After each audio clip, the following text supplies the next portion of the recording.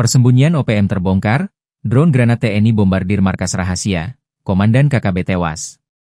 Persembunyian Komandan Kelompok Kriminal Bersenjata, KKB, Organisasi Papua Merdeka, OPM, akhirnya terbongkar. Personel TNI Kops Swasembada berhasil membongkar persembunyian kelompok OPM Kodap 15 Ngalum Kupel yang dikenal Sadir tersebut. Bahkan, Komandan OPM Kodap 15 Ngalum Kupel, Lamek Ali Pitaplo, tewas dalam operasi militer tersebut.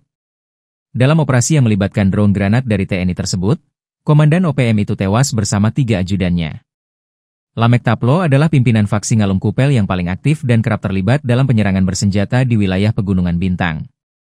Namanya telah menjadi momok yang sering disebut dalam berbagai insiden kekerasan brutal terhadap warga sipil maupun aparat keamanan, termasuk pembakaran fasilitas umum dan baku tembak. Asintel Terkops Swasembada Papua, Letnan Kolonel, Letkol, Infantri Renaldiha, membenarkan tewasnya Lamek Taplo.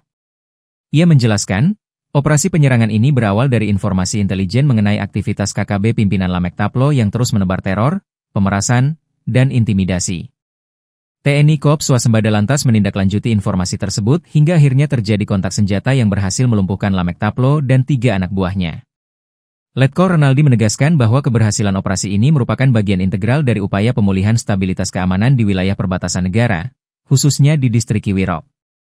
Pasca operasi, situasi di distrik Kiwirok ini dilaporkan berangsur aman dan kondusif.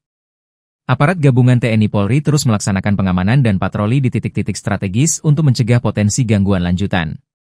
Terpisah, Manajemen Markas Pusat Komite Nasional Tentara Pembebasan Nasional Papua Barat, TPNPB, OPM membenarkan jika salah satu panglima perangnya telah gugur.